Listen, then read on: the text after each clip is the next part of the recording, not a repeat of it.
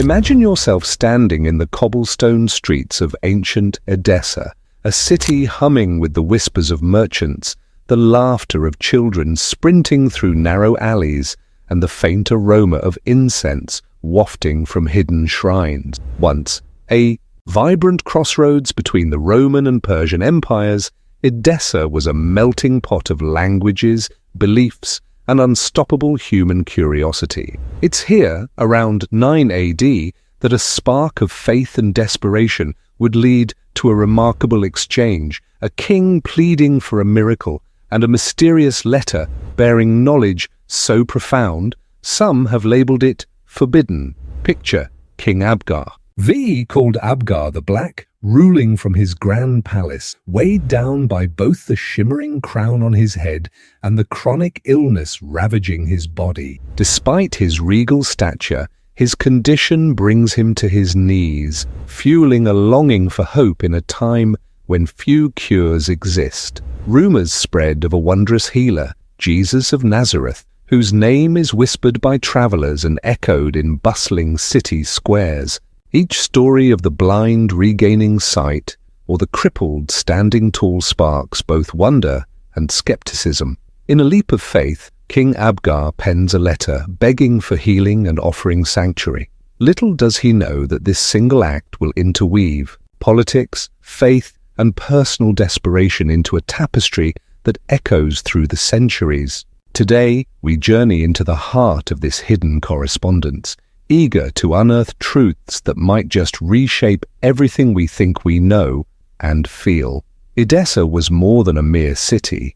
It was a stage where cultures converged and collided. On one corner, you might find Roman soldiers demanding tribute, while around another, Persian merchants bartered rare spices for gold coins. In King Abgar's court, politics blended with commerce. Trade routes demanded clever diplomacy, and Abgar excelled at forging alliances that brought wealth to his land. Yet for all his might and cunning, he was a mortal man, afflicted by a mystery illness no physician could cure.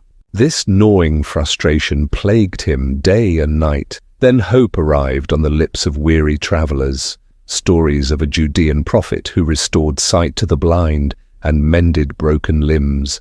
Abgar felt a stir of faith, an ember glowing against the darkness of his despair. Gathering courage, he decided to write to this miracle worker known as Jesus, uncertain if legends could become his reality. Abgar's letter was an emotional plea and a strategic gambit. In it, he addressed Jesus as someone whose power could bridge the mortal and the divine.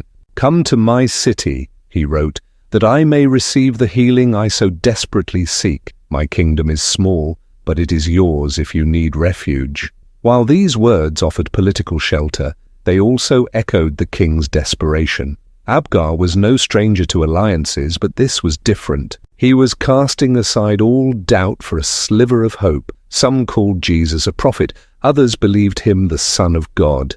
If he could turn water to wine, perhaps he could rescue a suffering king. With a heavy heart and trembling hand, Abgar sealed his plea, sensing that the contents of this letter might change Edessa's destiny. The courier who carried Abgar's message traversed harsh deserts and bandit-ridden roads, a testament to the king's resolve. On reaching Judea, he found Jesus, perhaps teaching crowds by dusty paths or offering comfort to those in dire need.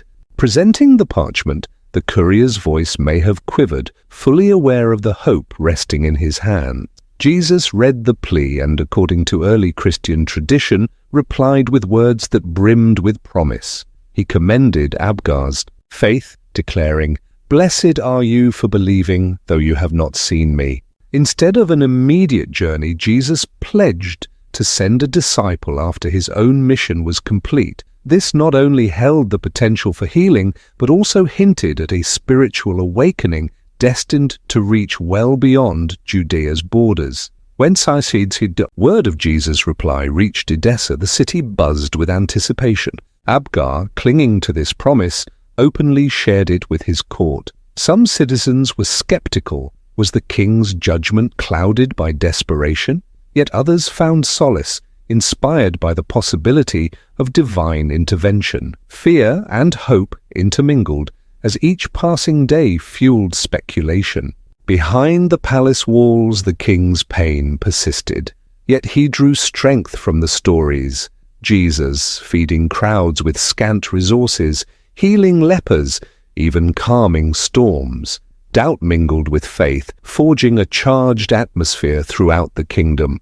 While ministers managed trade and diplomacy, the populace looked eastward, awaiting the disciple who might mend what physicians had deemed hopeless. Finally, Thaddeus, one of the 70 disciples, stepped into Edessa without fanfare. He was met with hushed awe rather than royal trumpets.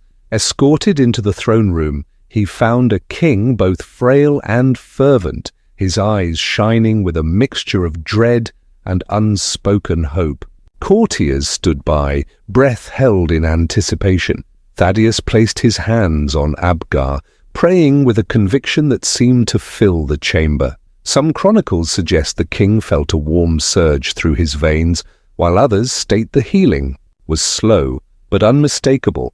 Either way, Abgar's agony lifted, replaced by a sense of peace and renewed vitality. Word spread, igniting joy and cautious disbelief in the streets. Had Edessa witnessed a true miracle? For many, the answer was a resounding yes, and their once divided hearts now pulsed with a unified sense of wonder. Yet physical healing was just the start. Alongside Abgar's recovery, Thaddeus imparted teachings that touched on love, redemption, and the promise of everlasting life. Rumors surfaced about a sacred cloth bearing the imprint of Jesus' face, believed to cure ailments upon contact, whether fact or fable. Its mere mention transformed Edessa into a beacon for believers and the curious alike. Not everyone was swayed.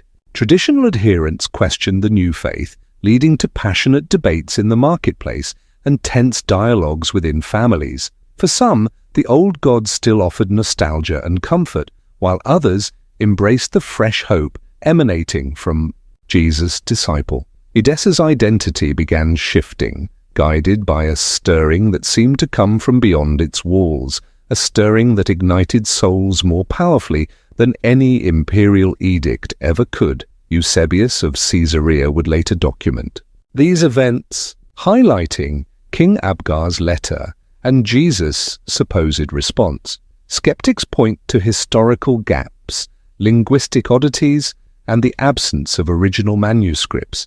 Could Jesus have written letters in Greek, or did scribes adapt these accounts to a universal language? The debate continues among historians and theologians. Still, the narrative endures. For faithful believers, it stands as an awe-inspiring testament to miracles that can shatter earthly limits. For those more skeptical, it's a historical enigma, one that beckons a deeper dive into cultural exchanges and evolving traditions. The tension between belief and inquiry remains a cornerstone of this tale, reminding us that even unverified stories can shape cultures and spark spiritual revolutions. In peeling back the layers of Edessa's legacy, we discover more than a miracle story.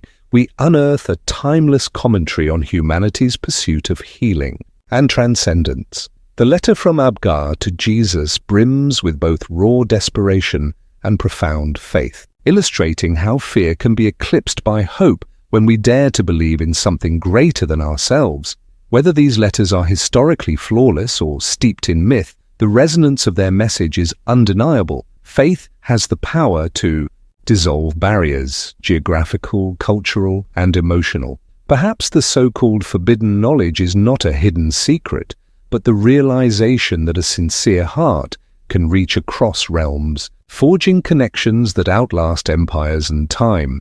King Abgar's story prompts us to reflect on our own journeys, on the moments when despair fueled a leap into the unknown. As we close this chapter of ancient intrigue, we invite you to carry its lessons forward. If you felt moved or inspired by this exploration, please like and subscribe. And if you'd like to support our quest to uncover more such forgotten tales, tap the Super Thanks button. Together, let's keep the flame of wonder burning, ensuring that stories like Abgar's letter continue to guide and provoke us through the ages.